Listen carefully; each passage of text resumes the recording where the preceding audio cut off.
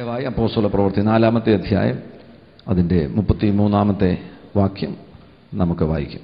അപ്പോസ്തലന്മാർ മഹാശക്തിയോടെ കർത്താവായ യേശുവിൻ്റെ പുനരുത്ഥാനത്തിന് സാക്ഷ്യം പറഞ്ഞു വന്നു. എല്ലാവർക്കും ധാരാളം കൃപ ലഭിച്ചിരുന്നു. എല്ലാവർക്കും ധാരാളം കൃപ ലഭിച്ചിരുന്നു. ധാരാളം കൃപ. ദയവായി എല്ലാവരും അധരം തുറന്ന് പറയുക, ധാരാളം കൃപ. ആ ധാരാളം കൃപയ്ക്ക് മുന്നിൽ പറഞ്ഞിരിക്കുന്നത് എല്ലാവർക്കും എന്നാണ്. മഹാശക്തി ഒരർത്ഥത്തിൽ ലഭിച്ചത് അപ്പോസ്തലന്മാർക്കാണ്. അപ്പോസ്തലന്മാർ മഹാശക്തിയോടുകൂടെ യേശുവിൻ്റെ പുനരുത്ഥാനത്തിന് സാക്ഷികളായി. എന്നാൽ ഈ ധാരാളമായി ലഭിച്ച കൃപ എല്ലാവരുടെ മേലും ദൈവം പകരുവാൻ മനസ്സ് കാണിച്ചു.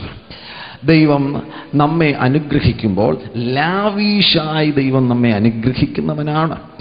ദൈവം കൃപ പകരുമ്പോൾ ലാവീഷായി ദൈവം കൃപ പകരുവാനിടവരും.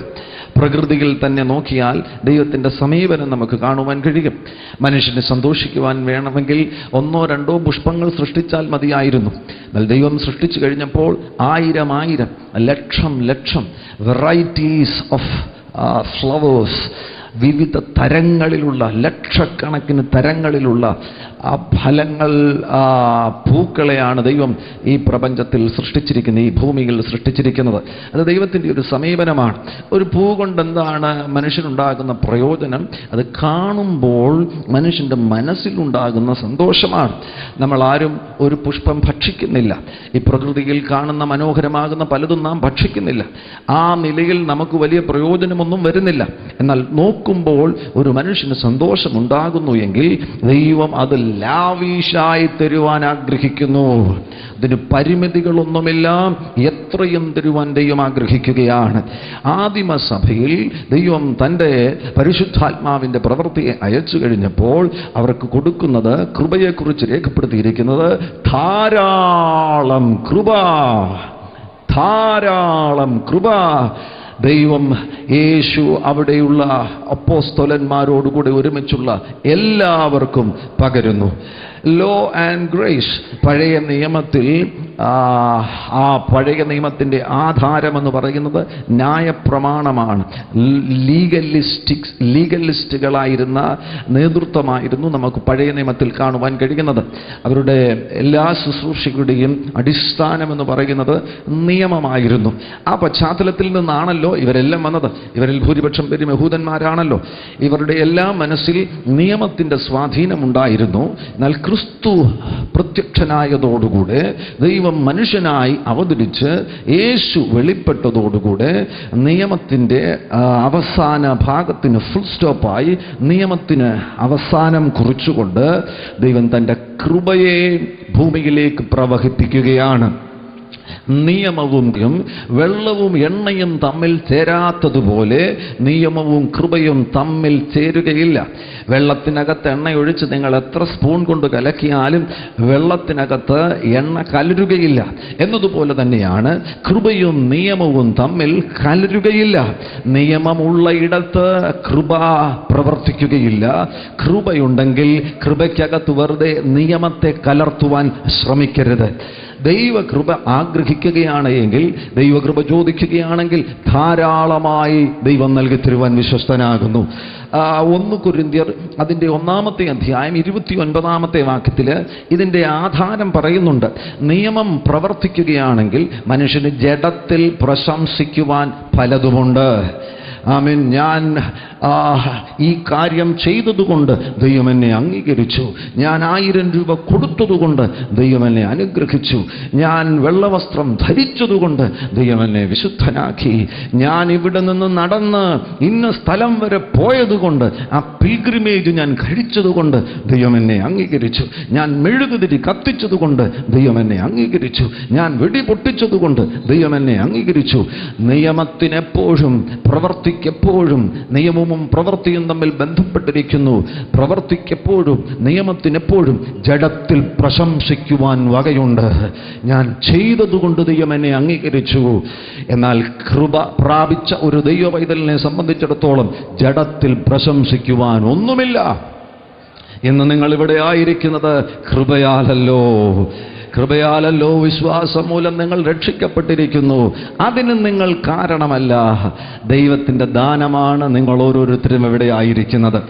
1 കൊരിന്ത്യർ 1-29 വാക്യം വായിച്ചു കഴിഞ്ഞാൽ ഈ ഭാഗം ഗ്രേസ് എന്തുകൊണ്ട് ഒന്നാം സഭയിൽ, ആദിമ നൂറ്റാണ്ടിലെ സഭയിൽ ഇത്രയധികം ധാരാളമായി കൃപ വ്യാപരിച്ചു എന്നത് നമുക്ക് അതിന്റെ രഹസ്യം നമുക്ക് കാണുവാൻ കഴിയുന്നു. ദയവായി ദൈവസന്നിധിയിൽ ഒരു ജഡവും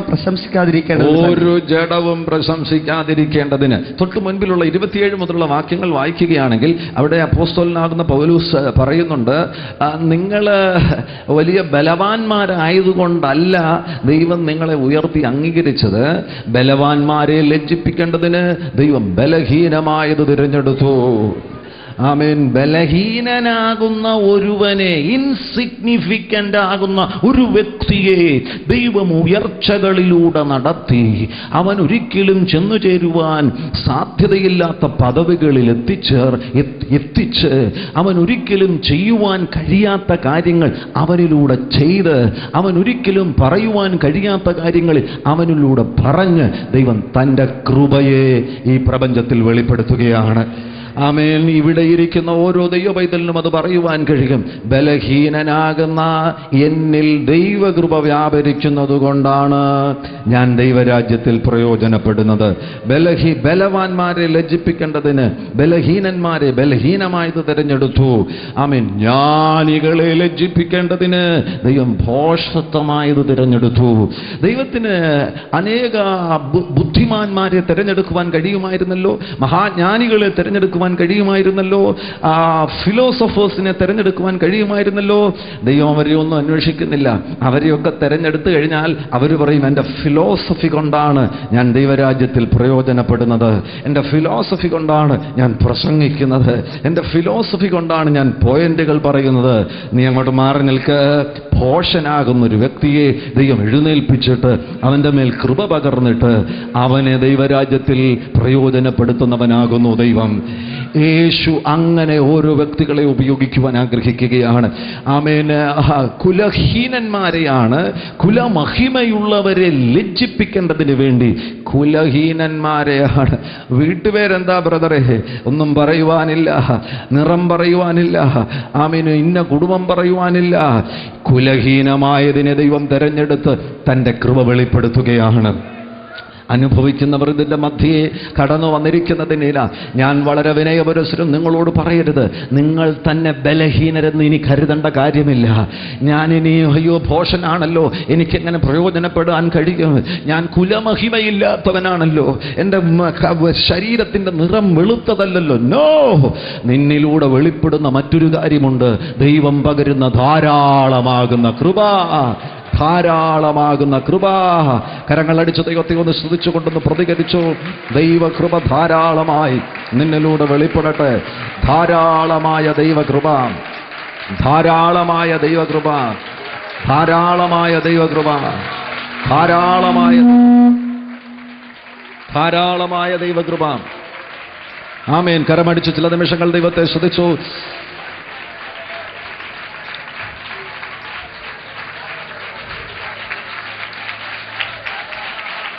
वाह उदाल महरासी नर्मधुनल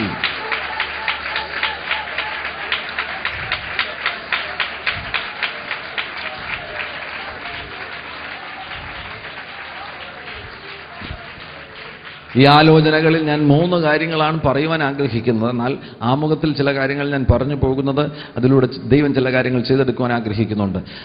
ഈ 3 കാര്യങ്ങളിൽ ഒന്നാമതായി ഞാൻ പറയുവാൻ ആഗ്രഹിക്കുന്നത്, ഈ ധാരാളമായ കൃപ ഈ അപ്പോസ്തലന്മാരുടെ മേൽ വ്യാപരിച്ച സന്ദർഭത്തിൽ അവരുടെ സമീപനം എന്തായിരുന്നു, അതിന് മുന്നേ അതിൻ്റെ സമീപനം എന്തായിരുന്നു, അവരുടെ മേൽ വ്യാപരിക്കുന്ന സന്ദർഭത്തിന് മുന്നമേ അവരുടെ സമീപനം എന്തായിരുന്നു. സിമ്പിളായിട്ടുള്ള 1-2 സമീപനങ്ങൾ കാണുവാൻ കഴിയുന്നുണ്ട്. ഒന്ന്, അവരുടെ സമീപനം. 2, ഈ ധാരാളമായ കൃപ. ആ കൃപ എന്ന് പറയുന്ന ഒരു ട്രഷർ ഹൗസാണ്, ഒരു വലിയ നിക്ഷേപശാലയാണ്. ആ നിക്ഷേപശാലയിൽ നിന്ന് ലഭിക്കുന്ന ഒരു പ്രധാനപ്പെട്ട കാര്യമുണ്ട്, കൃപാവരങ്ങൾ. സമീപനം, ധാരാളമായി കൃപ ലഭിച്ചവരുടെ സമീപനം, അവരിൽ വ്യാപരിച്ച കൃപാവരങ്ങൾ. ഏറ്റവും അവസാനമായി അവർ ആ കൃപാവരങ്ങൾ എങ്ങനെ വിനിയോഗിച്ചു, ഉപയോഗിച്ചു. ഈ 3 കാര്യങ്ങളിലാണ് ഞാൻ ശ്രദ്ധ ചെലുത്തുവാൻ ആഗ്രഹിക്കുന്നത്. ദൈവം നയിക്കുന്നത് പോലെ, പരിശുദ്ധാത്മാവ് നയിക്കുന്നത് പോലെ മുന്നോട്ട് പോകുവാൻ ആഗ്രഹിക്കുകയാണ്. ധാരാളമായ കൃപ അപ്പോസ്തലന്മാരുടെ മേൽ വ്യാപരിച്ചതിനാൽ ഈ തലമുറയിലും നമുക്ക് ആ വാഗ്ദത്തത്തിൽ മുറുകെ പിടിക്കുവാൻ കഴിയും. നാം അവരെ പോലെ തന്നെയാണ്. വലിയ കുലമഹിമയുള്ളവരോ ജ്ഞാനികളോ ബലവാന്മാരോ ഒന്നുമല്ല. നാം ആഗ്രഹത്തോടുകൂടെ ദൈവസന്നിധിയിലായിരിക്കുകയാണെങ്കിൽ കർത്താവിന് ഫേവർ തോന്നി, നമ്മോട് താല്പര്യം തോന്നി, അവിടുത്തെ ആ ധാരാളമാകുന്ന കൃപ നമ്മുടെ മേലും പകരുവാൻ അവിടുന്ന് വിശ്വസ്തനാണ്. ആ കൃപയുടെ ഒരു പകർച്ച തന്നെ ഇന്ന് പകൽ ഇവിടെ നടക്കുവാൻ ഇടവരട്ടെ എന്ന് ഞാൻ പ്രാർത്ഥിക്കുന്നു. ഇന്ന് രാവിലെ എന്നെ ഒരാൾ ഫോൺ ചെയ്ത് ആ ദേവദാസൻ പറഞ്ഞു, ഇന്നലെ ട്രിവാൻഡ്രത്ത് ഏഞ്ചലീക്ക എന്ന് പറയുന്ന ഒരു കാത്തലിക് കന്യാസ്ത്രീ, ഇപ്പോൾ രക്ഷിക്കപ്പെട്ട വിശ്വാസത്തിലാണ്, തമിഴ്നാടുകാരിയാണ്. അവൾ വന്നൊരു ചെറിയ യോഗത്തിൽ, ദൈവദാസന്മാർക്ക് വേണ്ടിയുള്ള യോഗത്തിൽ പ്രസംഗിക്കുകയുണ്ടായി. അവരോട് ദൈവത്തിൻ്റെ ആത്മാവ് ഇടപെട്ട ചില കാര്യങ്ങളാണ്. ഞാൻ മുഴുവൻ വിശദീകരിക്കുന്നില്ല. അതിൻ്റെ 1-2 ഭാഗങ്ങളെന്ന് പറയുന്നത് അത് വീണ്ടും ആവർത്തിക്കുകയാണ്. ഇന്നലെ മുതൽ പറഞ്ഞു തുടങ്ങിയ കാര്യങ്ങൾ വീണ്ടും എനിക്കൊരു ഉറപ്പ് തരികയാണ്. 2007 മുതൽ ദൈവത്തിൻ്റെ ഒരു വലിയ അത്ഭുത പ്രവൃത്തി ഇന്ത്യയിൽ സംഭവിക്കുവാൻ പോകുന്നു എന്നാണ് ആ കന്യാസ്ത്രീ ഇന്നലെ ട്രിവാൻഡ്രത്ത് നടന്ന ശുശ്രൂഷകന്മാരുടെ യോഗത്തിൽ പറഞ്ഞത്. അവരോട് ദൈവത്തിൻ്റെ ആത്മാവ് വളരെ വ്യക്തമായി ഇടപെട്ടു. ഏതാണ്ട് 10-20 ഷീറ്റുകളിലുള്ള പേപ്പറുകളിൽ അവർക്ക് ദൈവം ലഭിച്ച, അവർ ദൈവത്തിൽ നിന്ന് പ്രാപിച്ച പ്രവചനങ്ങൾ, ആലോചനകൾ, ദർശനങ്ങൾ എഴുതി വെച്ചിട്ടുണ്ട്. അത് യോസെഫിൻ്റെ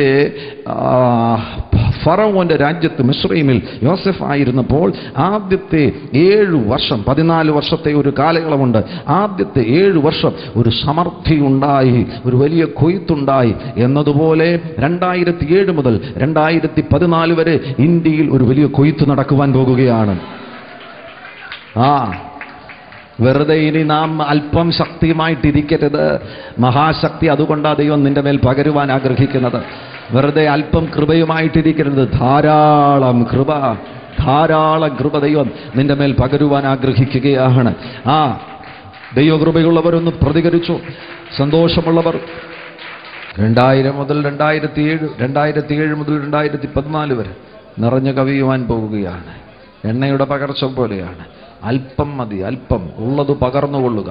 പകരുന്നതിനനുസരിച്ച് നിറഞ്ഞ് കവിയുവാൻ പോകുകയാണ്. ആ പകർച്ച ഇവിടെയുള്ള ദൈവദാസന്മാരിൽ മാത്രമല്ല, എല്ലാവരിലും. ദൈവം എന്നോട് ഈ യോഗങ്ങൾക്ക് വേണ്ടി ഒരുങ്ങുമ്പോൾ പറഞ്ഞത് എല്ലാവർക്കും ധാരാളം കൃപ. ഇന്നലെ ആ സഹോദരി തിരുവനന്തപുരത്ത് പറഞ്ഞത് എല്ലാവരിലും. ഇന്ന് രാവിലെ നമ്മളിവിടെ ഞാൻ എഴുന്നേറ്റപ്പോൾ അന്യഭാഷ പറഞ്ഞ് ആരാധിച്ചു. ആ സമയത്ത് ഞാൻ പറഞ്ഞ അന്യഭാഷ ചിലത് എനിക്ക് മനസ്സിലായി. ഞാൻ പറഞ്ഞത് എന്താണെന്ന് മനസ്സിലായി. ബാലന്മാർ മുതൽ വൃദ്ധന്മാർ വരെ എല്ലാവരും എല്ലാവർക്കും ധാരാളം കൃപ പകരുന്ന കർത്താവ് എല്ലാവരിലൂടെയും ഒരു വലിയ നിറവ്, ആ പകർച്ചയുടെ ഒരു തുടക്കമാണ് ഇവിടെ ഇപ്പോൾ സംഭവിച്ചു കൊണ്ടിരിക്കുന്നത്. ധാരാളം കൃപ എല്ലാവരിലും പകരുന്ന കർത്താവ്. ആ കൃപ അതിൻ്റെ പ്രഥമ മണ്ഡലങ്ങളിൽ ഞാൻ ചില കാര്യങ്ങൾ പറയുവാൻ ആഗ്രഹിക്കുകയാണ്. ആ ഭാഗത്തൊരു വാക്യം വായിച്ച് എന്നെ സഹായിച്ചു കഴിഞ്ഞാൽ വളരെ ഉപകാരമായിരിക്കും. ഈ ധാരാളം കൃപ വ്യാപരിച്ച ചില വ്യക്തികളെക്കുറിച്ച് നമുക്ക് ദൈവവചനത്തിൽ കാണുവാൻ കഴിയുന്നുണ്ട്. അനേകം പേരുടെ ഭാഗങ്ങളിലേക്ക് പോകുവാൻ ഞാൻ സമയമെടുക്കുന്നില്ല.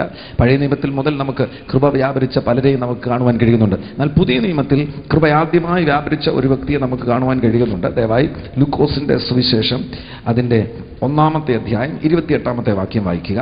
ദൂതൻ അവളുടെ അടുക്കൽ അകത്ത് ചെന്ന്, മറിയയുടെ അടുക്കൽ അകത്ത് ചെന്ന്, കൃപ ലഭിച്ചവളെ, അവൾക്ക് എന്ത് ലഭിച്ചു? നിനക്ക് വന്ദനം. കൃപ ലഭിച്ചു. എന്താണ് മറിയയ്ക്ക് ലഭിച്ചത്? കൃപ ലഭിച്ചു. 28-ാമത്തെ വാക്യം കഴിഞ്ഞതിന് ശേഷം 30-ാമത്തെ വാക്യം കൊണ്ട് വായിക്കുക.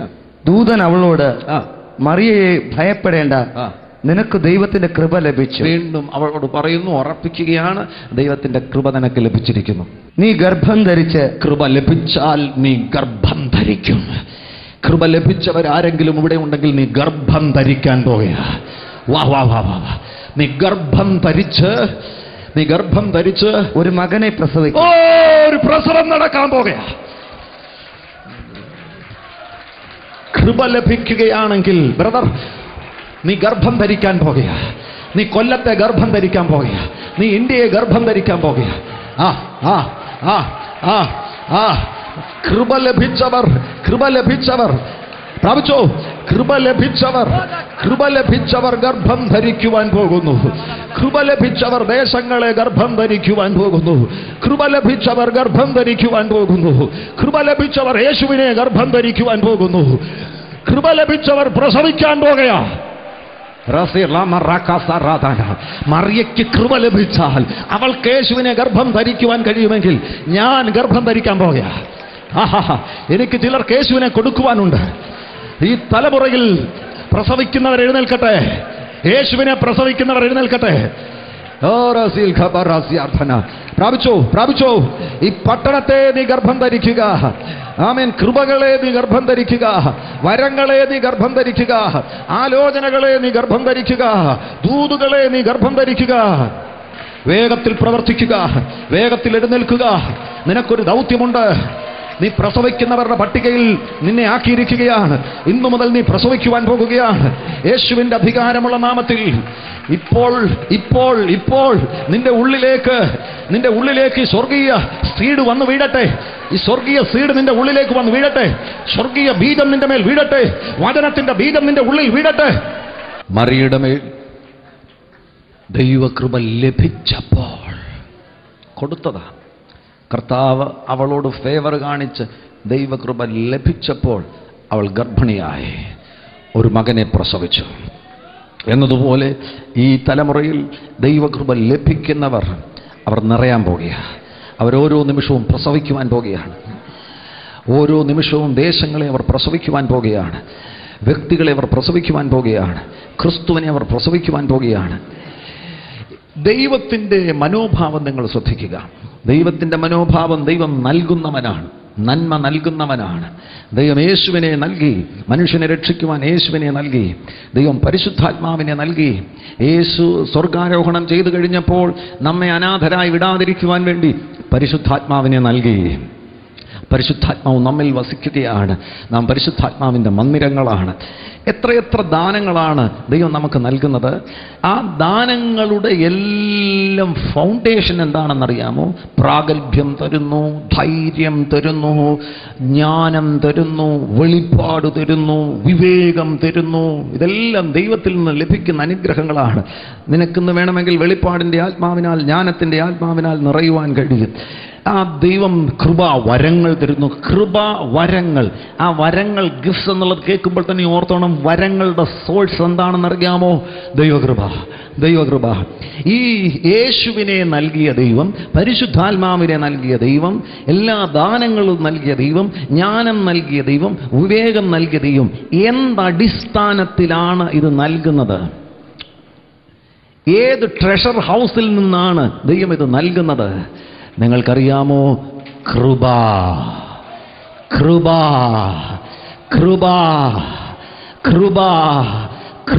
എന്ന ട്രഷർ ഹൗസിന്റെ വാതിൽ അവൻ നിനക്ക് വേണ്ടി തുറന്നിട്ട്, ആ കൃപ എന്ന ഫൗണ്ടേഷനിൽ നിന്നുകൊണ്ട്, കൃപ എന്ന സോഴ്സിൽ നിന്നുകൊണ്ട്, കൃപ എന്ന മുഖാന്തരത്തിൽ നിന്നുകൊണ്ട് ഈ ദാനങ്ങളെല്ലാം ദൈവം നിനക്ക് നൽകുകയാണ്. നിന്റെ യോഗ്യതയല്ല, എൻ്റെ യോഗ്യതയല്ല, ആരുടെയും യോഗ്യതയല്ല, ദൈവത്തിൻ്റെ കൃപ. അതാണ് യേശു ക്രിസ്തുവിനെ കുറിച്ച് പറയുമ്പോൾ നമുക്ക് രക്ഷാകരമാകുന്ന ദൈവകൃപ ഉദിച്ചിരിക്കുന്നു. യേശു ദൈവത്തിൻ്റെ കൃപയുടെ പ്രദർശനമാണ്. തൃത്വത്തിൽ രണ്ടാമനാകുന്നവൻ മനുഷ്യനായി അവതരിച്ചപ്പോൾ മനുഷ്യകുലത്തോട് മുഴുവൻ ദൈവം തൻ്റെ കൃപ കാണിക്കുകയാണ്. സൂര്യൻ ആകാശത്ത് ജ്വലിച്ചു നിൽക്കുന്നത് പോലെ യേശുവിൽ കാണുന്ന പ്രകാശം നൽകുന്ന സന്ദേശം എന്താണെന്നറിയാമോ? ദൈവം കൃപാലുവാണ്. അവിടുത്തെ കൃപയുടെ യുഗമാണിത്. നിന്റെ യോഗ്യതകളല്ല, നിന്റെ വിദ്യാഭ്യാസമല്ല, അറിവല്ല, കഴിവല്ല, ബലമല്ല, പണമല്ല. നീ അടുത്തുവാ. കൃപയാൽ ദൈവം നിന്നെ അനുഗ്രഹിക്കുവാൻ പോകുകയാണ്. ദൈവകൃപയുടെ പകർച്ച കൃപയാൽ നിനക്ക് ലഭിക്കുവാൻ പോകുകയാണ്. ആ കൃപയുടെ പകർച്ച നമ്മിൽ ദൈവം നൽകി തരുമ്പോൾ അപ്പോസ്തലന്മാരെ ശ്രദ്ധിക്കുക. ഞാൻ അതിൻ്റെ കാതലായ ഭാഗത്തേക്ക് വരട്ടെ. എത്രയെത്ര നന്മകളാണ് നമുക്ക് ലഭിക്കുവാൻ സാധ്യതയുള്ളത്. അപ്പോസ്തലന്മാരുടെ ജീവിതത്തിൽ അവർ എങ്ങനെയാണ് ഈ ധാരാളം കൃപ അവർ പ്രാപിക്കുവാൻ ഇടയായത്? ധാരാളം കൃപ പ്രാപിക്കുവാൻ വേണ്ടി അവരെന്തെങ്കിലും ചെയ്തോ? ആ സമീപനം തന്നെ നമ്മുടെ ജീവിതത്തിൽ നാം സ്വീകരിക്കേണ്ടതായിട്ടുണ്ട്. ഞാൻ വളരെ വിനയപുരസ്സരം പറയാം, ആ ദൈവകൃപ, ഈ ധാരാളമാകുന്ന കൃപ പ്രാപിക്കുവാൻ വേണ്ടി ഒന്നും ചെയ്യണ്ട. അടുത്തിരിക്കുന്ന ആൾ കരം കൊടുത്ത് പറ, ഒന്നും ചെയ്യണ്ട, ഒന്നും ചെയ്യണ്ട. ഓ 40 ദിവസം ഉപവസിച്ചെങ്കിലേ ദൈവകൃപ കിട്ടുകയുള്ളൂ, പ്രാർത്ഥിച്ചെങ്കിലേ ദൈവകൃപ കിട്ടുകയുള്ളൂ. അങ്ങനെയാണെങ്കിൽ അത് കൃപയല്ല. രക്ഷിക്കപ്പെടുവാൻ വേണ്ടി നീ എന്തെങ്കിലും ചെയ്യേണ്ടതായിട്ടുണ്ടോ? ഒന്നും ചെയ്യണ്ട. ഈ യോഗത്തിന് വന്ന് കൈയടിക്കേണ്ട കാര്യമുണ്ടോ? നോ. ദൈവകൃപ കിട്ടുവാൻ വേണ്ടി, ഈ ധാരാളമാകുന്ന കൃപ കിട്ടുവാൻ വേണ്ടി ഒന്നും ചെയ്യണ്ട. നിങ്ങൾക്കതിൻ്റെ മർമ്മം മനസ്സിലാകുമെന്ന് ഞാൻ വിശ്വസിക്കുക. Man marmadana rakatata rakatana la ramtu makarata tatatana ramakushakara nuna ramtu mana ratatatatata yatona ramanta marakata tatatata wala rakata tatatata makushakara tatatata mada man murto mana tata mahurata tatata watwana raptama karamtu tabana ruto makasata tata wakshama ratata balma tatana raptu mana ratama kasatara raptu mana ramama madana lakaramo tumarati makashasara tumanarada kushasana narvadana samarthanile makshasana noru madhana damarthana akshmana riyantana nebodhono balmanadiyarthana yanthona ramamshasini നോർവദനദിയർത്ഥന. എന്നാൽ നിനക്ക് സ്വീകരിക്കുവാൻ കഴിയുന്ന ചില സമീപനങ്ങളുണ്ട്. നീ ദൈവത്തെ ആഗ്രഹിക്കുകയാണെങ്കിൽ നിനക്ക് വ്യക്തിപരമായി സ്വീകരിക്കുവാൻ കഴിയുന്ന ചില സമീപനങ്ങളുണ്ട്. ആ സമീപനങ്ങൾ നല്ലതാ. ദൈവകൃപ പ്രാപിക്കുവാൻ വേണ്ടി നീ ഒന്നും ചെയ്യണ്ട. ദൈവകൃപ പ്രാപിക്കുവാൻ വേണ്ടി അല്ല ഞാൻ ഉപവസിക്കുന്നത്. ദൈവകൃപ പ്രാപിക്കുവാൻ വേണ്ടി അല്ല ഞാൻ പ്രാർത്ഥിക്കുന്നത്. ദൈവകൃപ, ദൈവത്തിന് ഫേവർ തോന്നി ഓരോ പാത്രങ്ങളിൽ ദൈവം പകരുകയാണ്. അവിടുത്തെ കണ്ണുകൾ അന്വേഷിച്ചു കഴിഞ്ഞപ്പോൾ ഗലീലയിൽ ഒരു പെൺകുട്ടിയെ കണ്ടു. കന്യകയാകുന്നൊരു പെൺകുട്ടിയെ കണ്ടു. അവളുടെ മേൽ ദൈവത്തിൻ്റെ കൃപ ദൈവം പകരുവാൻ മനസ്സ് കാണിച്ചു. പക്ഷെ അവളുടെ ഒരു ജീവിത സമീപനം നിങ്ങൾ ശ്രദ്ധിക്കേണ്ടത് ആവശ്യമാണ്. അവൾ കന്യകയായിരുന്നു. അവളുടെ ജീവിതം സൂക്ഷിച്ചു. അതവളുടെ സമീപനമാണ്. വ്യക്തിപരമായി നാം അതിനാൽ അപ്പോസ്തലന്മാർ ഈ കാലയളവിൽ അവരുടെ സമീപനം എന്തൊക്കെയായിരുന്നു? ആ സമീപനങ്ങൾ, 1-2 സമീപനങ്ങൾ ശ്രദ്ധിച്ചു കഴിഞ്ഞാൽ നമുക്കും അതേ സമീപനം തന്നെ നമ്മുടെ ജീവിതത്തിൽ സ്വീകരിക്കുവാൻ കഴിയും. അപ്പോസ്തലന്മാർ 2-ാമത്തെ അധ്യായത്തിൽ അവർ ദൈവകൃപ പ്രാപിക്കുന്ന പ്രത്യേക സന്ദർഭം, അതിനുശേഷം തുടർച്ചയായിട്ട് ദൈവകൃപ അവരിൽ വർദ്ധിക്കുകയാണ്. 4-ാമത്തെ അധ്യായത്തിലേക്ക് വരുമ്പോൾ ധാരാളം കൃപ അവരിൽ വ്യാപരിക്കുന്നു. 1-ാമത്തെ അധ്യായത്തിൽ, 2-ാമത്തെ അധ്യായത്തിൽ അവരുടെ സമീപനം എന്ന് പറയുന്നത് അവർ കൂടി വന്ന്, ദയവായി ആ 2-ാം അധ്യായം 1-ാമത്തെ വാക്യം ഒന്ന് വായിക്കുക. പെന്തക്കോസ്ത് നാൾ വന്നപ്പോൾ എല്ലാവരും ഒരു സ്ഥലത്ത് ഒന്നിച്ചു കൂടിയിരുന്നു. പെട്ടെന്ന് കൊടിയ മതി. ഇതാണ് 1-ാമത്തെ സമീപനം. എല്ലാവരും ഒരു സ്ഥലത്ത് ഒന്നിച്ച് ഇവിടെ ഇരുന്നാൽ മതി. ദൈവകൃപ പ്രാപിക്കാൻ വേണ്ടി എന്ത് ചെയ്യണം? ഇവിടെ ഇരുന്നാൽ മതി. ഏക മനസ്സുള്ളവർ, ഏക ഹൃദയമുള്ളവർ ഒരുമിച്ചിരിക്കുക. കൊല്ലത്തൊരുമിച്ചിരിക്കുക, മുണ്ടിയപ്പള്ളിയിൽ ഒരുമിച്ചിരിക്കുക, തിരുവനന്തപുരത്ത് ഒരുമിച്ചിരിക്കുക, നിന്റെ വീട്ടിൽ ഒരുമിച്ചിരിക്കുക. വെറുതെ ഇരുന്നാൽ മതി ബ്രദർ, വെറുതെ ഇരുന്നാൽ മതി. ലോട്ടറി അടിക്കാൻ വേണ്ടിയല്ല നീ ഇരിക്കുന്നത്. അമേരിക്കയിൽ പോകാൻ വേണ്ടിയല്ല നീ ഇരിക്കുന്നത്. കാശ് കിട്ടാൻ വേണ്ടിയല്ല നീ ഇരിക്കുന്നത്. നീ യേശുവിന് വേണ്ടിയായിരിക്കുന്നത്. വെറുതെ ഇരുന്നാൽ മതി. ഒരുമിച്ച് കൂടി ഇരിക്ക. നീ അവിടെ ഇരിക്കുകയാണെങ്കിൽ അവിടെ ഇരുന്ന് ഒന്നും ചെയ്യണ്ട. നീ ആദ്യം പ്രാർത്ഥിക്കുകയും വേണ്ട. എന്തിനാ പ്രാർത്ഥിക്കുക? ഒന്നും വേണ്ട. നീ വെറുതെ ഇരിക്ക്. ഏക മനസ്സോടും ഏക ഹൃദയത്തോടും കൂടെ വെറുതെ ഇരിക്ക്. നീ അറിയാതെ പ്രാർത്ഥിക്കാൻ തുടങ്ങും. ആ പ്രാർത്ഥന നിന്നിൽ നിന്ന് പുറപ്പെടുന്ന പ്രാർത്ഥനയല്ല, അത് ദൈവം തരുന്ന കൃപ നിന്നിൽ നിന്നൊരു പ്രാർത്ഥനയെ പുറപ്പെടുവിക്കുക. നീ അറിയാതെ നിന്റെ കൈ ചലിക്കും. അത് നീ അല്ല കൈ ചലിപ്പിക്കുന്നത്, ദൈവകൃപ നിന്റെ കൈയെ ചലിപ്പിക്കുകയാണ്. അധികം വൈകാതെ നിന്റെ മുറിക്കുള്ളിലൊരു കാറ്റടിക്കും. അത് നീ അടുപ്പിക്കുന്ന കാറ്റല്ല. അടുപ്പിക്കുന്ന കാറ്റൊന്നും നിൽക്കുകയില്ല. അടുപ്പിക്കുന്ന കാറ്റല്ലത്, സ്വർഗം അടിക്കുന്ന കാറ്റാ. വെറുതെ ഇരുന്നോ. വെറുതെ ഇരിക്കുന്ന നിന്റെ മേൽ ദൈവം കൃപ പകരാൻ പോകുകയാണ്. ധാരാളം കൃപ പകരാൻ പോകുകയാണ്. അല്പമല്ല പകരുവാൻ പോകുന്നത്, ധാരാളം പകരുവാൻ പോകുകയാണ്. കാത്തിരിക്കുന്ന നിന്റെ മേൽ ധാരാളം കൃപ പകരുവാൻ പോകുകയാണ്. കാംക്ഷയോടുകൂടെ ആഗ്രഹത്തോടുകൂടെ ഇരിക്കുന്ന നിന്റെ മേൽ ധാരാളം കൃപ പകരുവാൻ പോകുകയാണ്. ഒരുമിച്ചിരിക്കുന്ന നിന്റെ മേൽ ധാരാളം കൃപ പകരുവാൻ പോകുകയാണ്. അവിടെ ചലനമുണ്ട്, ജീവനുണ്ട്. പലതും പലതും പുറപ്പെടും. പലതും പുറപ്പെടുന്നതല്ല കാര്യം. പലതും പുറപ്പെടുവാൻ കാരണമായത് നിന്റെ ഒരു ഗുണവിശേഷവും കൊണ്ടല്ല, ദൈവത്തിൻ്റെ കൃപയൊന്നു മാത്രമാണ്. പക്ഷെ നിന്റെ ഒരു സമീപനം നല്ല സമീപനമായിരുന്നു. നീ ഒരു തീരുമാനമെടുത്തു, അഭിഷേകമുള്ളവൻ ഒരുമിച്ചിരിക്കുക. കണ്ണാടിയോടുകൂടെ മാത്രമേ നിനക്ക് വായിക്കുവാൻ കഴിയുമായിരുന്നുവെങ്കിൽ അതങ്ങോട്ട് മാറ്റിവെച്ചിട്ട് വചനം വായിക്കുക. നിന്റെ കണ്ണിനെ ദൈവം തൊടുകയാണ്. യേശുവിൻ്റെ ശക്തി നിന്റെ കണ്ണിൻ്റെ മേൽ വ്യാപരിക്കുമ്പോൾ ഇപ്പോൾ യേശുവിൻ്റെ നാമത്തിൽ നിന്റെ കണ്ണ് സൗഖ്യമാകട്ടെ. ഇരു കണ്ണുകളും സൗഖ്യമാകട്ടെ. ഇവിടെ ഇരിക്കുന്ന കണ്ണാടി വെച്ചിരിക്കുന്ന ഓരോരുത്തരുടെയും കണ്ണുകൾ ഇപ്പോൾ യേശുവിൻ്റെ നാമത്തിൽ സൗഖ്യമാകട്ടെ, സൗഖ്യമാകട്ടെ, സൗഖ്യമാകട്ടെ. കഴിഞ്ഞ 13 വർഷമായി നീ ചില വിഷയങ്ങൾക്ക് വേണ്ടി പ്രാർത്ഥിച്ചു കൊണ്ടിരിക്കുന്നു. ഒരു ഫലവും കണ്ടില്ലെങ്കിലും ദൈവത്തിൻ്റെ ആത്മാവ് നിന്നോട് പറയുന്നത്, മടുത്തു പോകാതെ നീ പ്രാർത്ഥിച്ചു, മടുത്തു പോകാതെ നീ പ്രാർത്ഥിച്ചു. ഒരു വലിയ ദൈവപ്രവർത്തിയുടെ സമയമായിരിക്കുകയാണ്. നീ വിശ്വാസത്തോടുകൂടെ പ്രാർത്ഥിക്കുമ്പോൾ ദൈവം ഈ രാജ്യത്തെ തൊടുവാൻ പോകുകയാണ്. ഒരുമിച്ച് കൂടിയിരുന്നവർ, ഒരുമിച്ച് പ്രാർത്ഥിക്കുന്നവർ, മൂന്നാമത് അവരുടെ ഒരു പ്രധാനപ്പെട്ട സമീപനമാണ് മിനിസ്റ്ററിങ് ടു ദ ലോർഡ്. അവർ ദൈവത്തെ ശുശ്രൂഷിക്കുന്നവരായിരുന്നു. അവരുടെ അധരം വെറുതെ ഇരിക്കുകയില്ല. അവരുടെ അധരം തുറന്നവർ ദൈവത്തെ ശുശ്രൂഷിക്കും. എങ്ങനെയാണ് അധരം തുറന്ന് ദൈവത്തെ ശുശ്രൂഷിക്കുന്നത്? ദൈവത്തിൻ്റെ മഹത്വത്തെ അവർ വർണ്ണിക്കും. അവിടുത്തെ വലുപ്പത്തെ അവർ ഉയർത്തും. യേശു എത്ര വലിയവനാകുന്നു എന്ന് അവർ അധരം തുറന്നു പറയുവാനിടവരും.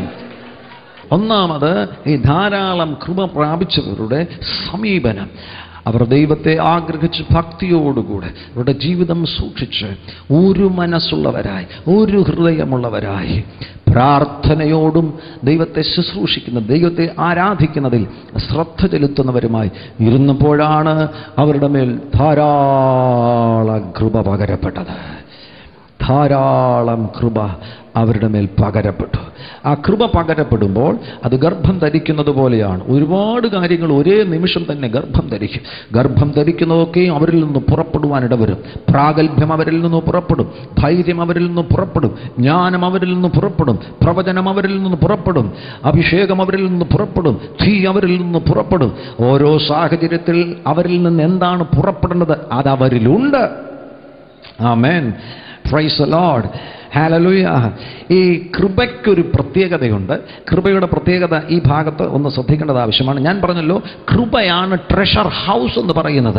ദൈവം നൽകുന്നത്, ദാനങ്ങൾ, അനേകം ദാനങ്ങൾ നൽകുന്നതിൻ്റെ ആധാരമെന്ന് പറയുന്നത് ദൈവകൃപയാണ്. അതൊരു ട്രഷർ ഹൗസാണ്. ആ ട്രഷർ ഹൗസിൽ നിന്നാണ് ദൈവം നമുക്ക് ദാനങ്ങൾ നൽകുന്നത്. പ്രാഗൽഭ്യം തരുന്നു, ധൈര്യം തരുന്നു, ധീരത തരുന്നു, അനേകം ഗിഫ്റ്റ്സ് തരുന്നു, വരങ്ങൾ തരുന്നു. ഇവിടെ ദൈവം നമ്മിൽ ചെയ്യുവാൻ പോകുന്നത് ഇവരുടെ മേൽ ധാരാളം കൃപ. ദാനങ്ങൾ കൊടുക്കുന്നതിനേക്കാൾ ഉപരിയായിട്ട് ദൈവം എന്താണ് കൊടുത്തതെന്നറിയാമോ? തൻ്റെ കൃപ. തൻ്റെ കൃപ കൊടുത്തപ്പോൾ ഇവർ ഏത് ഒരളവിലേക്ക് എത്തിച്ചേരുകയാണ്? ദൈവം മനുഷ്യർക്ക് ദാനങ്ങളെ കൊടുക്കുന്ന ആ ഒരനുഭവത്തിൽ എന്നതുപോലെ ഇവരിൽ നിന്ന് മറ്റുള്ളവർക്ക് പലതും കൊടുക്കുന്നു. പ്രാഗൽഭ്യം കൊടുക്കുന്നു, ദയ കൊടുക്കുന്നു, യേശുവിനെ കൊടുക്കുന്നു, മറ്റുള്ളവരിലേക്ക് പകരുവാൻ തക്കവണ്ണമുള്ള ഒരു സോഴ്സാക്കി, ഒരു സ്രോതസ്സാക്കി ഓരോ ദൈവ പൈതലിനെയും ദൈവം മാറ്റുവാൻ ആഗ്രഹിക്കുകയാണ്. ആമേൻ. ഈ അത്ഭുതമാണ് ദൈവം ധാരാളമായി കൃപ നൽകി നമ്മിൽ ചെയ്തെടുക്കുന്നത്. നാം ഇടയ്ക്കിടയ്ക്ക് പോയി കർത്താവേ എന്ന് പറയുവാൻ സമയം കിട്ടിയെന്ന് വരികയില്ല. വരുവാൻ പോകുന്ന കൊയ്ത്തിന്റെ നാളുകളിൽ നീ ആയിരിക്കുന്ന ആയിരം സാഹചര്യങ്ങളിൽ പൊടുന്നനവേ ആ സാഹചര്യത്തിന് തത്തുല്യമായി നിന്റെ ഉള്ളിൽ നിന്ന് ചിലത് പുറത്തോട്ട് വരികയാണ്. വിവേകമായിരിക്കും ചിലപ്പോൾ പുറപ്പെടുന്നത്, ജ്ഞാനമായിരിക്കും ചിലപ്പോൾ പുറപ്പെടുന്നത്, ചിലപ്പോൾ തീ ആയിരിക്കും. കാരണം അവിടെ നിൽക്കുന്ന ഒരു ദേശശക്തി നിന്നിൽ നിന്ന് പുറപ്പെടുന്ന അഗ്നിയാൽ ആ ദേശം വിട്ട് ഓടിപ്പോകുവാൻ ഇടവരും. ദൈവം നിന്നെ ഒരു സോഴ്സാക്കി മാറ്റുവാൻ ആഗ്രഹിക്കുന്നു. നീ 3 പേരെ കണ്ടുമുട്ടുന്നു. 3 സാഹചര്യങ്ങളിൽ നിന്ന് വന്നവരാണിവർ. ഇത് രാജസ്ഥാൻകാരനാണ്, രാജസ്ഥാന്റെ പ്രത്യേക കൾച്ചറാണ്. ഇത് മഹാരാഷ്ട്രീയനാണ്, മഹാരാഷ്ട്രക്കാരൻ്റെ പ്രത്യേക കൾച്ചറാണ്. ഇത് മലയാളിയാണ്, മലയാളിയുടെ പ്രത്യേക കൾച്ചറാണ്. നീ അവരെ ഒരേ നിമിഷം തന്നെ കാണുമ്പോൾ നിന്നിൽ നിന്നു വ്യാപരിക്കുന്ന ദൈവകൃപ. രാജസ്ഥാൻകാരനെ നോക്കുന്ന സന്ദർഭത്തിൽ നിന്നിൽ നിന്ന് ചിലപ്പോൾ പുറപ്പെടുന്നത് ദൈവത്തിൻ്റെ തീയായിരിക്കും. തീ അവനിലേക്ക് പുറപ്പെടുമ്പോൾ അവനെ സ്വാധീനിച്ചിരുന്ന ആ കെട്ടുകൾ കത്തിപ്പോകും. കെട്ടുകൾ കത്തിപ്പോയി ഒരു നിമിഷം കൊണ്ട് അവൻ സ്വതന്ത്രനായി തീരുകയാണ്. ആമേൻ. നീ നേരെ തിരിഞ്ഞ് മഹാരാഷ്ട്രീയനെ നോക്കുന്നു. ഒന്ന് പ്രതികരിച്ചു. കരങ്ങൾ അടിച്ചു ദൈവത്തെ ഒന്ന് സ്തുതിച്ചു. അഭിഷേകത്തിന്റെ പകർച്ച.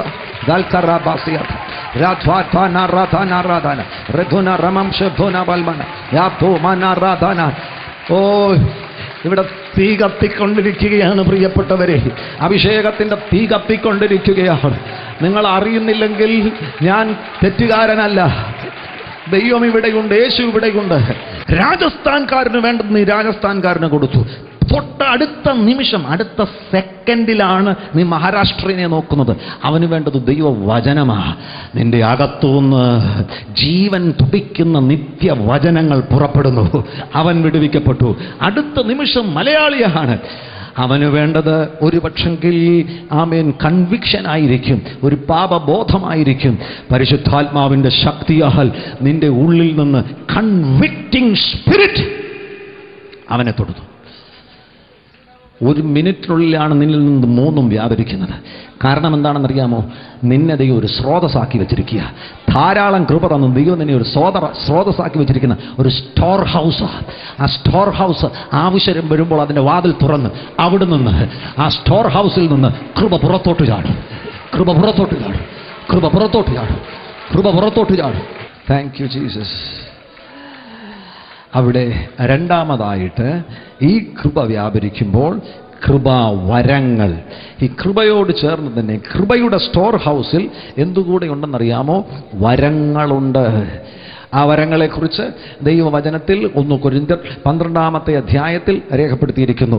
12-ാമത്തെ അധ്യായം 1-ാമത്തെ വാക്യം ഒന്ന് വായിച്ചു കഴിഞ്ഞാൽ നമ്മളെല്ലാവരും കൃപാവരങ്ങളെക്കുറിച്ച് നല്ല അറിവുള്ളവരായിരിക്കണമെന്നാണ് അവിടെ ദൈവവചനത്തിൽ രേഖപ്പെടുത്തിയിരിക്കുന്നത്. ദയവായിട്ടത് വായിക്കാമോ? സഹോദരന്മാരെ, ആത്മീക വരങ്ങളെക്കുറിച്ച് നിങ്ങൾക്ക് അറിവില്ലാതിരിക്കരുത് എന്ന് ഞാൻ ആഗ്രഹിക്കുന്നു. നിങ്ങൾ ജാതികളായിരുന്നു. ആത്മിക വരങ്ങളെ കുറിച്ച് നമ്മൾ അറിവില്ലാത്തവരായിരിക്കരുത് എന്നാണ് ദൈവം ആഗ്രഹിക്കുന്നത്. അതിൻ്റെ അർത്ഥം എന്താണ്? നമുക്ക് നല്ലതുപോലെ ആത്മിക വരങ്ങളെ കുറിച്ച് അറിവുണ്ടായിരിക്കണം. 12-ാമത്തെ അധ്യായം 4-ാമത്തെ വാക്യം മുതലാണ് ആത്മിക വരങ്ങളുടെ ദീർഘമാകുന്ന പട്ടികകൾ രേഖപ്പെടുത്തിയിരിക്കുന്നത്. അവിടെ 3 തരത്തിലുള്ള ആത്മിക വരങ്ങളുണ്ട് എന്ന് നമുക്ക് കാണുവാൻ കഴിയുന്നുണ്ട്. ഒന്ന് മാനിഫെസ്റ്റേഷണൽ ഗിഫ്റ്റ്സ്, പ്രകാശീകരണം, കാണത്തക്കവണ്ണമുള്ള വരങ്ങൾ. കൃപ വ്യാപരിക്കുമ്പോൾ ലഭിക്കുന്നതാണ് കാണത്തക്കവണ്ണമുള്ള മാനിഫെസ്റ്റേഷണൽ ഗിഫ്റ്റ്സ്. ആരിൽ നിന്നാണ് ലഭിക്കുന്നതെന്നറിയാമോ? പരിശുദ്ധാത്മാവിൽ നിന്ന്. രണ്ടാമതായിട്ട് 4 മുതലുള്ള വാക്യങ്ങൾ വായിക്കുമ്പോൾ നിങ്ങൾക്ക് കാണുവാൻ കഴിയുന്നു മിനിസ്ട്രി ഗിഫ്റ്റ്സ്. മിനിസ്ട്രി ഗിഫ്റ്റ്സ് അഥവാ ശുശ്രൂഷാവരങ്ങൾ. ആരിൽ നിന്നാണ് നമുക്ക് ശുശ്രൂഷാവരങ്ങൾ ലഭിക്കുന്നത്? യേശു ക്രിസ്തുവിൽ നിന്നാണ് ശുശ്രൂഷാവരങ്ങൾ ലഭിക്കുന്നത്. എഫേസ്യ ലേഖനം 4-ാം അധ്യായം 11-ാമത്തെ വാക്യത്തിൽ 5 ശുശ്രൂഷാവരങ്ങളെക്കുറിച്ച് പറഞ്ഞിട്ടുണ്ട്. അപ്പോസ്തലന്മാർ, പ്രവാചകന്മാർ, സുവിശേഷകന്മാർ, ഇടയന്മാർ, ഉപദേഷ്ടാക്കന്മാർ. എല്ലാവരും കരങ്ങളൊന്നുയർത്തി. ആമേൻ. അവരുടെ തള്ളവിരൽ അപ്പോസ്തോലൻ, ആ തള്ളവിരലൊന്ന് ചലിപ്പിക്കുക. അപ്പോസ്തോലന്മാർ.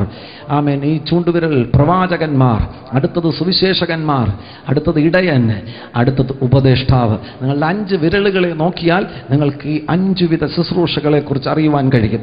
ഈ തള്ളവിരലിനെ ശ്രദ്ധിച്ചാൽ നിങ്ങൾ കാണുക, ഈ തള്ളവിരലിന് എല്ലായിടത്തും പോകുവാൻ കഴിയും, എല്ലാ വിരലുകളിലും തൊടുവാൻ കഴിയും. ഒരു അപ്പോസ്തോലൻ അർത്ഥത്തിൽ അദ്ദേഹം ഒരു ഉപദേഷ്ടാവാണ്, ഒരു അപ്പോസ്തോലൻ ഒരു ഇടയനാണ്, ഒരു പ്രവാചകനാണ്, ഒരു സുവിശേഷകനാണ്. 5 വിധ ശുശ്രൂഷകളും ചെയ്യുവാൻ തക്കവണ്ണമുള്ള ഉയർന്ന അളവിലുള്ള ഒരു കൃപ ഒരു അപ്പോസ്തോലനിൽ വ്യാപരിക്കുകയാണ്. ഈ രോഗശാന്തി തന്നെ എത്ര വിധത്തിലാണ് നടക്കുന്നത്. കൈവച്ചാൽ റിക്കവർ ചെയ്യുമെന്നാണ് പറഞ്ഞിരിക്കുന്നത്. അവൻ കൈവച്ച് പ്രാർത്ഥിച്ചപ്പോൾ ബ്രദർ ഒന്നും സംഭവിച്ചില്ല. എന്നാൽ വീട്ടിലേക്ക് പോയപ്പോൾ ഒരു മാറ്റമുണ്ടല്ലോ. വീട്ടിൽ ചെന്നു, കുറച്ചുകൂടെ മെച്ചമായല്ലോ. അടുത്ത പ്രഭാതത്തിലെത്തിയപ്പോൾ ആ രോഗമോടെ കാണുന്നില്ല. അതാണ് അവിടെ എഴുതിയിരിക്കുന്നത്. രോഗികളുടെ മേൽ കൈവച്ചാൽ റിക്കവർ ചെയ്യുമെന്ന്. മലയാളത്തിൽ സൗഖ്യമായി എന്നുള്ളത് റിക്കവർ ചെയ്യുമെന്നാണ് ഇംഗ്ലീഷിൽ രേഖപ്പെടുത്തിയിരിക്കുന്നത്. കൈവച്ച് സൗഖ്യമാക്കുവാൻ കഴിയും, വചനമയച്ച് സൗഖ്യമാക്കുവാൻ കഴിയും. ഇവിടെ നിന്നൊരു വാക്ക് പറയുമ്പോൾ നിന്റെ വീട്ടിൽ സൗഖ്യം നടക്കും. എണ്ണ പൂശി ആമേൻ രോഗികളെ സൗഖ്യമാക്കുവാൻ കഴിയും. ആമേൻ. ഉറുമാൽ ഇട്ട് കഴിഞ്ഞാൽ രോഗി സൗഖ്യമാകും. നിഴൽ തട്ടിയാൽ രോഗി സൗഖ്യമാകും. തമ്മിൽ പാപമേറ്റു പറഞ്ഞൊരുവന് വേണ്ടി ഒരുവൻ പ്രാർത്ഥിച്ചാൽ സൗഖ്യം നടക്കും. ഒരു വിധത്തിലുള്ള രോഗശാന്തിയാണോ ദൈവവചനത്തിൽ പറഞ്ഞിരിക്കുന്നത്? നോ. നീ മനസ്സിലാക്കണം. ആമേൻ. സീസൺസിനെ തിരിച്ചറിയണം, നീ സമയത്തെ തിരിച്ചറിയണം, വ്യക്തിയെ തിരിച്ചറിയണം. ആമേൻ. എപ്പോൾ എങ്ങനെ പ്രാർത്ഥിക്കണമെന്ന് ബോധ്യം പരിശുദ്ധാത്മാവിൽ നിന്ന് പ്രാപിക്കണം. കൈ വെക്കേണ്ട സമയത്ത് കൈ വെച്ചോണം. പ്രാർത്ഥിക്കുവാൻ വചനം മതിയെങ്കിൽ വചനം പറഞ്ഞോണം. എണ്ണ പൂശുവാനുള്ള സമയമാണെങ്കിൽ എണ്ണ പൂശി പ്രാർത്ഥിച്ചോണം. ഏത് നിലയിലാണെങ്കിലും യേശു വരും, രോഗിയെ തൊടും, രോഗിയെ സൗഖ്യമാക്കും. അവൻ വിശ്വസ്തനാ. ആ നിലകളിൽ ഇത് വിശാലമാണ്. ഒരു ചെറിയ സങ്കുചിതമാകുന്ന ഒരു പോക്കറ്റിനകത്ത് ഇതിനെ ഒതുക്കുവാൻ കഴിയുകയില്ല.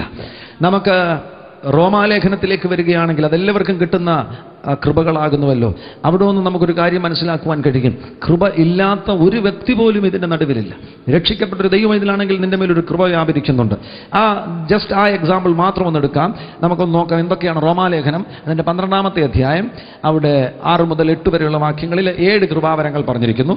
പലയിടങ്ങളിൽ പ്രവചനം പറഞ്ഞിട്ടുണ്ട്. വ്യത്യസ്തമാകുന്ന ഇടങ്ങളിൽ പറഞ്ഞിരിക്കുന്ന പ്രവചന വരം. അപ്പോൾ ഒരാളിൽ വ്യാപരിക്കുന്ന പ്രവചന ശുശ്രൂഷയിൽ തന്നെ വ്യത്യാസമുണ്ട്. എഫേസ്യർ 4:11 പറഞ്ഞിരിക്കുന്ന പ്രവാചകൻ, അത് ഓഫീസാണ്. ആ പ്രവാചകന്റെ ഓഫീസിൽ ഓപ്പറേറ്റ് ചെയ്യുന്നത് പോലെ ആയിരിക്കുകയില്ല ഒരു പ്രവാചകിയാകുന്ന സഹോദരി പ്രവചിക്കുന്നത്. അത് പ്രവചനത്തിൻ്റെ ഒരു ഗിഫ്റ്റാണ്. അതിനാൽ 1 കൊരിന്ത്യർ 12-ാമത്തെ അധ്യായത്തിലെ പ്രവചനത്തിൻ്റെ ഗിഫ്റ്റും റോമാലേഖനത്തിലെ പ്രവചനത്തിൻ്റെ ഗിഫ്റ്റും തമ്മിൽ വ്യത്യസ്തമാകുന്ന നിലയിലുള്ളത് എന്ന് നമുക്ക് ബോധ്യപ്പെടുവാൻ കഴിയും. ദയവായിട്ട് നമുക്ക് ഈ 7 കൃപാവരങ്ങൾ ഒന്ന് എടുത്തു കഴിഞ്ഞാൽ നിങ്ങളിൽ ഒരാൾ പോലും ആ കൃപാവരം ഇല്ലാത്ത, ഏതെങ്കിലും കൃപാവരം ഇല്ലാത്ത ഒരാൾ പോലും ദൈവവൈതലായിട്ടില്ല എന്ന് ഞാൻ ആ ഭാഗത്തുനിന്ന് തെളിയിക്കുകയും ചെയ്യാം. ദയവായിട്ട് വായിക്കുക. ആകയാൽ നമുക്ക് ലഭിച്ച കൃപയ്ക്കൊത്തവണ്ണം വെവ്വേറെ വരം ഉള്ളതുകൊണ്ട് അതെ പ്രവചനമെങ്കിൽ വിശ്വാസത്തിനൊത്തവണ്ണം. എല്ലാവരും ചേർത്ത് പറഞ്ഞു. 1 പ്രവചനം. വായിക്കുക. ശുശ്രൂഷ എങ്കിൽ ശുശ്രൂഷയിൽ. 2 ശുശ്രൂഷ. പറയുക. വായിക്കുക. ഉപദേശിക്കുന്നവൻ എങ്കിൽ ഉപദേശത്തിൽ. 3 ഉപദേശം. എല്ലാവരും ചേർന്ന് പറയുക. ഉപദേശം. വായിക്കുക. പ്രബോധിപ്പിക്കുന്നവൻ എങ്കിൽ പ്രബോധനത്തിൽ. 4 പ്രബോധനം. വാതുറന്ന് പറയുക. പ്രബോധനം. യെസ്. ദാനം ചെയ്യുന്നവൻ ഏകാഗ്രതയോടെ. 5 ദാനം ചെയ്യുന്നവൻ. ദാനം. ഭരിക്കുന്നവൻ ഉത്സാഹത്തോടെ. ഭരണം. കരുണ ചെയ്യുന്നവൻ പ്രസന്നതയോടെ ആകട്ടെ. കരുണ. നമുക്ക് ഈ 7 കൃപാവരങ്ങൾ ഒരു പ്രാവശ്യം നേരിട്ട് പറയാം. 1-ാമത് പ്രവചനം, ഉപദേശം, പ്രബോധനം, ശുശ്രൂഷ, ഭരണം, ദാനം, ഏറ്റവും അവസാനമായി കരുണ. ഇവിടെ ഇരിക്കുന്ന ആർക്കെങ്കിലും കരുണ കാണിക്കുവാൻ, മറ്റുള്ളവരെ കാണുമ്പോൾ കരയാൻ തോന്നുന്ന, ഒരു യാചകനെ കാണുമ്പോൾ കരുണ തോന്നുന്ന ഒരു മനോഭാവം ഉണ്ടെങ്കിൽ മറന്നു പോകരുത്. ദൈവം നിനക്ക് നൽകിയിരിക്കുന്നൊരു കൃപയാണ്. കരുണയെങ്കിലും പ്രാപിക്കുവാൻ കഴിവില്ലാത്ത ആരെങ്കിലും ഉണ്ടോ? നോ. നീ രക്ഷിക്കപ്പെടുന്ന നിമിഷം തന്നെ ദൈവം ചിലത് നിന്റെ ഉള്ളിൽ ഫിക്സ് ചെയ്തിട്ടുണ്ട്, അകത്ത് വച്ചിട്ടുണ്ട്, അകത്ത് ഇൻബിൽറ്റായിട്ട് ദൈവം തന്നിട്ടുണ്ട്. അത് കണ്ടെത്തി പ്രയോജനപ്പെടുത്തുകയാണെങ്കിൽ നിന്നിലൂടെ ദൈവരാജ്യം വിശാലമാകുവാൻ പോകുന്നു. നിങ്ങളുടെ സ്വഭാവം തന്നെ, സ്വഭാവത്തിൻ്റെ പ്രതികരണം തന്നെ നിങ്ങളിൽ വ്യാപരിക്കുന്ന കൃപാവരത്തിന് അനുസരിച്ചിരിക്കും. എല്ലാവരിലും എല്ലാ കൃപാവരവും വ്യാപരിക്കുന്നത് നല്ലതാണ്. സാധാരണ അങ്ങനെ സംഭവിക്കുവാൻ വഴിയില്ല. ഓരോരുത്തരിൽ വ്യാപരിക്കുന്നത് വ്യത്യസ്തമാകുന്ന കൃപാവരങ്ങളാണ്. ആ വ്യത്യസ്തമാകുന്ന കൃപാവരങ്ങൾ വ്യാപരിക്കുന്നത് കൊണ്ടാണ് പല സന്ദർഭങ്ങളിലും നിങ്ങൾ ഇടപെടുന്നത് തന്നെ, നിങ്ങളുടെ സംസാരം തന്നെ നിങ്ങളിൽ വ്യാപരിക്കുന്ന കൃപയ്ക്ക് അനുസരിച്ചായിരിക്കും. മടങ്ങി 1 കൊരിന്ത്യർ 12-ാമത്തെ അധ്യായത്തിൽ വരുമ്പോൾ 9 കൃപാവരങ്ങൾ അതെല്ലാവർക്കും സുലഭമായി ലഭിക്കുന്നതാണ്. അവിടെ 1-2 കാര്യങ്ങൾ മാത്രം പറഞ്ഞ്, എല്ലാം വിശദീകരിക്കുന്നില്ല, 1-2 കൃപാവരങ്ങൾ മാത്രം പറഞ്ഞ് ഞാൻ മുന്നോട്ട് പോകുവാൻ ആഗ്രഹിക്കുകയാണ്. വചനത്തിൻ്റെ ജ്ഞാനവും വചനത്തിൻ്റെ പരിജ്ഞാനവും വിശ്വാസവും, ഈ 3 കൃപാവരങ്ങൾ ഒന്ന് തൊട്ട് നമുക്ക് ആ ഭാഗത്തുനിന്ന് മുന്നോട്ട് പോകാം. വചനത്തിൻ്റെ ജ്ഞാനം എന്താണ് എന്ന് ദൈവവചനത്തിൽ തന്നെ ഒരു നിർവചനം കാണുവാൻ കഴിയുന്നുണ്ട്. ദയവായി 1 കൊരിന്ത്യർ അതിൻ്റെ 2-ാമത്തെ അധ്യായം, 1 കൊരിന്ത്യർ 2-ാമത്തെ അധ്യായം അതിൻ്റെ ഒരു നിമിഷം ദയവായി സഹകരിക്കാൻ. 1 കൊരിന്ത്യർ 2-ാമത്തെ അധ്യായത്തിൽ അതിൻ്റെ 16-ാമത്തെ വാക്യമെന്ന് ഞാൻ വിശ്വസിക്കുന്നു.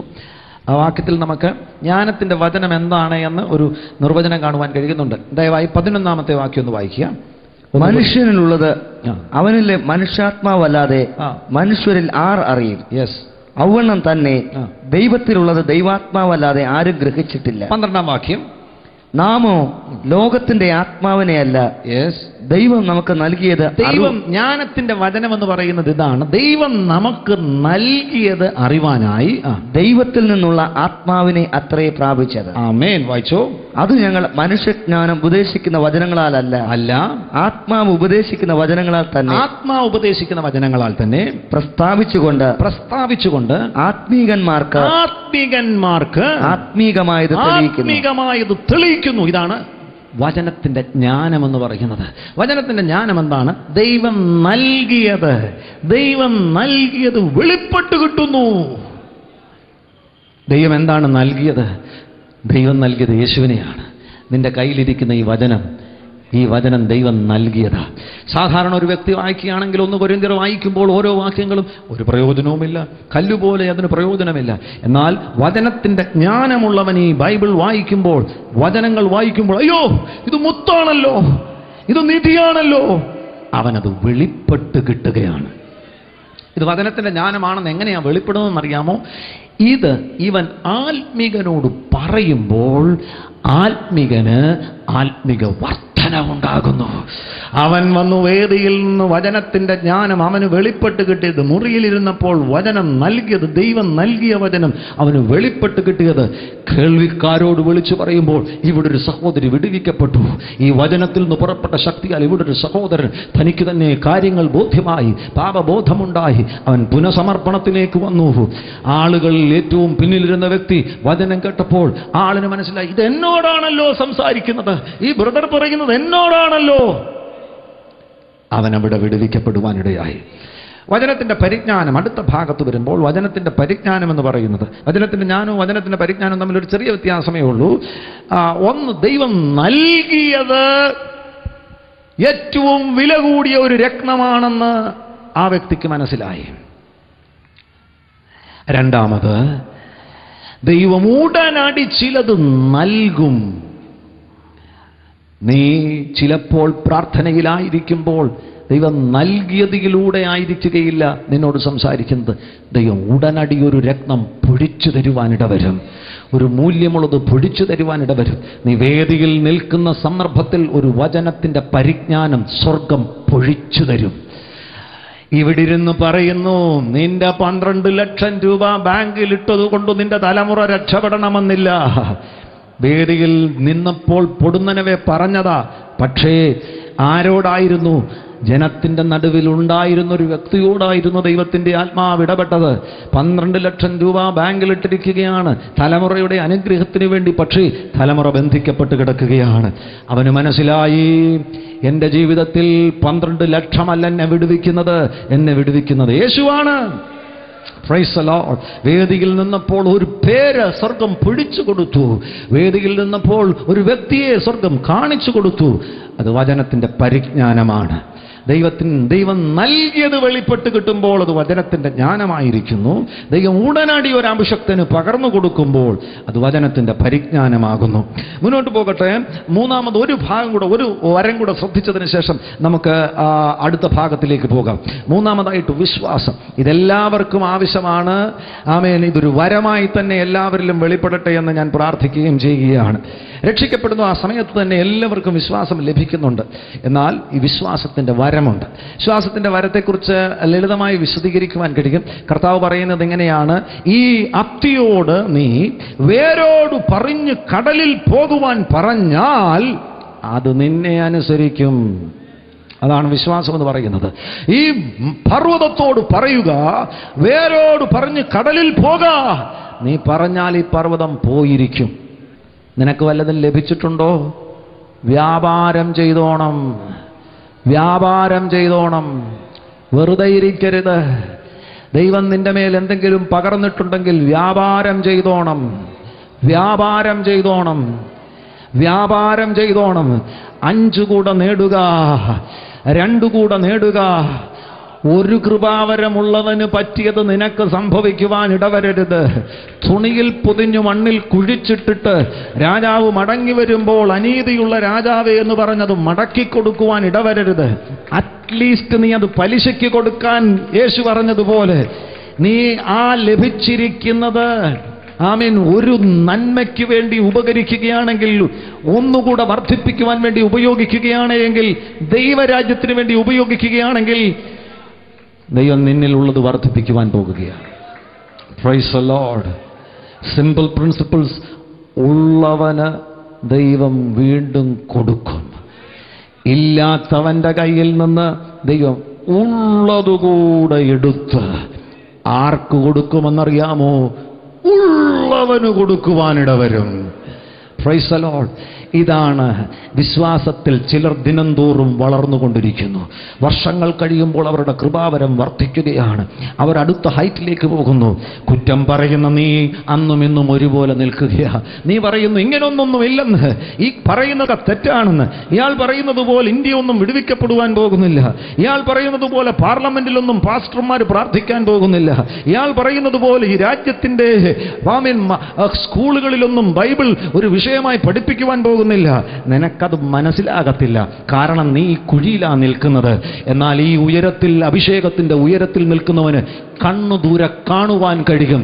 ഈ രാജ്യത്തെ പാഠപദ്ധതികളിൽ ദൈവവചനം, സുവിശേഷം പഠിപ്പിക്കുന്നത് കണ്ണു തുറന്നവന് കാണുവാൻ കഴിയും.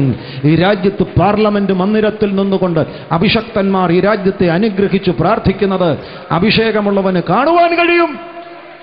യേശുവിന്റെ നാമത്തിൽ ഇപ്പോൾ ധാരാളമായി അപ്പോസ്തോല പ്രവൃത്തിയിൽ അപ്പോസ്തോലന്മാർക്ക് ധാരാളമായി ദൈവമക്കൾക്ക് കൃപ ലഭിച്ചതുപോലെ ഈ തലമുറയിൽ നിങ്ങളുടെ മേൽ ആ കൃപയുടെ പകർച്ചയുണ്ടാകുവാൻ ഞാൻ പ്രാർത്ഥിക്കുവാൻ പോകുകയാണ്.